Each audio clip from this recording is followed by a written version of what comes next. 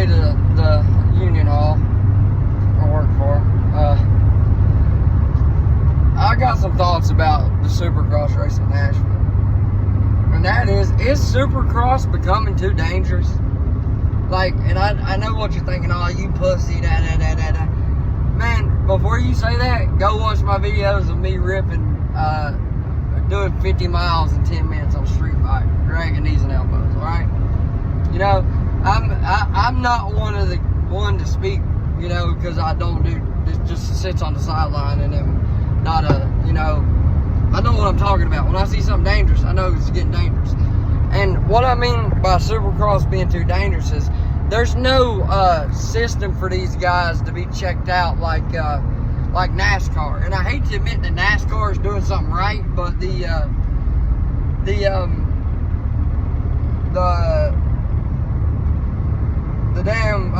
infield care center, where if they crash, they have to go through the infield care center. It doesn't take that long. They're right back out doing an interview, you know. And if they get hurt, they're going to if something's wrong, they're going to the hospital.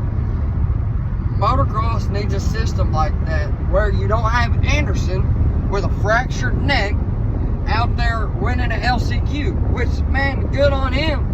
But bro, he crashes one more time in the LCQ, and now he don't walk for the rest of his life. His newborn kid never gets to play with him that he just had. And I'm sure these are the same thoughts that's going through Anderson's mind. I'm surprised Anderson, being the only one that will stand up for this sport, has said nothing. Eli, the only person I've heard stand up was Eli back in 2021, I want to say. What was it he said? He said, it was over that 120-foot triple they put in Atlanta that Lawrence absolutely wadded off of. Hunter, that is. Congratulations on the championship, by the way, Hunter. If you watch this, I'm sure this will never reach you. It's, man, it's almost like it's got to where they want so much excitement that we completely forgot about rider safety, right? And I'm no more than a D class goon on the dirt, all right? But what I saw in Nashville, anybody that knows anything about East Coast dirt knows what it's like. It starts off tacky, man, when it's wet, and then it gets this dry, slick, almost like you're on asphalt that's been iced over.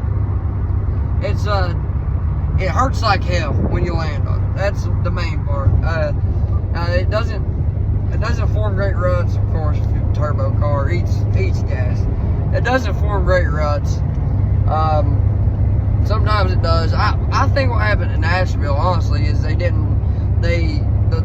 through qualifying, the track was perfect. I mean, it was watered, but then it started raining a little, and I think to avoid what happened last week, they didn't water it as much as they should have. They didn't water it at all. I didn't see them watering it at all. From qualify, I don't know if they usually do, you know, but they should have thrown a little more water down definitely before the main events. You know, Cooper's wreck was just a product of him trying to, you know, get in Eli's head. And Eli, like I said in my short, Eli gave him the business. It may not have been,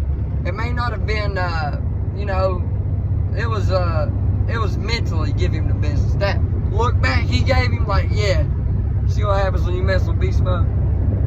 But on all hopes, I don't want to see no riders hurt. Much love to Cooper. Even though I'm not a Webb fan, Cooper, heal up, bro. That was gnarly. You're lucky to be alive after that one. You really are, man. Like, damn, bro. That could have been inch to the left, inch to... God was with you. God was with you, my man. Anderson, God was with you. Barsh, you're just letting it hang out. You know, broke arm, dislocated shoulder. I can't remember what it was. There's so many injuries in one race. You got 3 of the top guys, they're out. You know, like, they're done. They're done. You know, God knows how safe this man through this season. He's got to have the bone structure of the Incredible Hulk with as many hits as he's took. Eli, too. Eli's took some nasty hits this year. That's why Eli's the champ. He's dialed it back. You saw how gnarly that track got, and I was waiting on Sexton, man. I was waiting on Sexton to go down. Oh, my God, was I waiting on him to go down. Because Eli stopped doing that quad about halfway through. You know, there was that quad. You come around double, table, quad, and Eli started just tripling and tripling into the sand, and I was waiting on it. I was waiting on, I was waiting on it, man. And Sexton, he dialed it back. Eli dialed it back. They were like, okay, this is what we're doing, Eli let him go, and what was it James Stewart said, but nobody's talking about rider safety. Like, we've got to come up with something like NASCAR, and again, I hate to admit NASCAR's doing something right, but they are. As far as like infield care center, you crash, man, and a part of it is this peacock bullshit, this peacock bullshit is the time frame, but you don't even get the damn standings or the points update. You got to go to a website to see what the points are, or listen to Ricky Carmichael blab. I'm sorry, I just said that, Arsky. You got to listen to them, talk about you. They don't give you no update. It's podium interview, peacock shuts off, and it's. I don't like what I'm seeing the sport turn into, where it's headed. For one, because so many of the top guys are getting. I can't remember a season where this many top guys were hurt. Maybe Villapoto's championship in 2014, maybe. I think a lot of top guys, but one of the things is there's never been riders this fat. We're talking about the peak of Supercross. We're coming up on the peak. Nashville was packed, man. And people drove miles and miles to get to that race. But you don't come there to see your favorite rider get hurt. Nobody does. And I felt so bad, like not like I just saw Cooper go. I thought he took Eli high in the corner in the heat race, and then I thought Eli just come back and took him high, and Cooper's front end washed out. I never saw Cooper get run over in the head. I was like, well, there's no way that could have happened. But then when I watched the replay, I said, damn, man, I hope he's all right. I got up and I saw him walk. That's why I saw him get up. He's wobbling. And I'm like, that's not. Something else had to happen that I missed there, because I'm kind of probably 150 to 100 yards away from it. I couldn't see AC. I saw AC bobble, but I didn't know if he was just getting around him, what was going on there. But imagine AC runs over his neck. Cooper's dead, and that's a product of racing. But Cooper should have never been allowed to stand back up when he was on the ground right there. They should have kept him on the ground. Anybody that's ever been knocked out at a local race, they keep you on the ground. They keep your helmet on.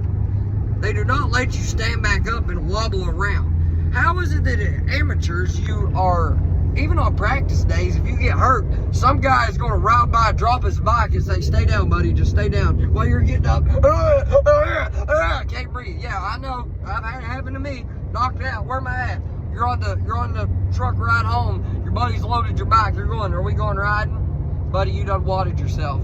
You done wadded. It's over. What do you mean? We haven't even went riding. Yeah, 15 minutes in on your fifth lap in, you wadded on that triple. You cased it and landed on your head. You don't remember? No, bro, I thought we were going to ride today. And it's just over and over and over. And then finally you come to and you're like, you usually don't remember the crash. I know Cooper don't remember that crash. But, I don't know, man. Maybe Cooper does. I don't know. Maybe the pros, maybe they got some type of superpower. Looks like they do anyway. And to bounce back up from that is just insane. But I don't know, man. It's just you're watching more and more people get hurt every year. More guys go down, and these tracks are getting gnarlier and gnarlier and gnarlier. These bikes are getting faster and faster and faster. And it's almost to the point where, like at Nashville, you could only run that track so fast. That's why the privateers were running so well. Because that was that East Coast dirt, man. On that East Coast dirt, when it gets slick like that, you can only ride that track so fast. And Tomac knew that. He knew Sexton had a little more speed on that track. He let him go. So, that's my thoughts, man. Y'all let me know in the comments what you think. Is Supercross too dangerous? And should there be some type of system if a rider goes down like Anderson did, all right, you know, it does, like, I'm not saying main event. I'm saying, like, you know, qualifying or a heat race. And he's getting up, or Cooper, and he's kind of wobbly, or like Smackadoo in 2021 when they let him back on the gate. Should there be some type of system you have to go through medical to be cleared to then go to either the LCQ or main event? And I think a lot of the part they don't do that is because of Peacock and the time restraints. It's so, I mean, it's so jam-packed. They barely have, you know, you barely have time to take a shit or go get a beer before they're lining up for the next gate drop. It shouldn't be like that, man. It shouldn't be like that. It should be, you know, all-day experience, you know? I mean, it started at 10 o'clock. I left at 5. You know, I wouldn't have cared to been there 12 hours, man. We came to watch Supercross, bro. We're here because we're fans. But I understand not everybody's like me. Maybe y'all have a different opinion. This is my opinion. Let me know. It's Shrimp Show. I'm out. What do you think? Leave a comment, like, subscribe. Let me know. Tell me I suck. Peace out.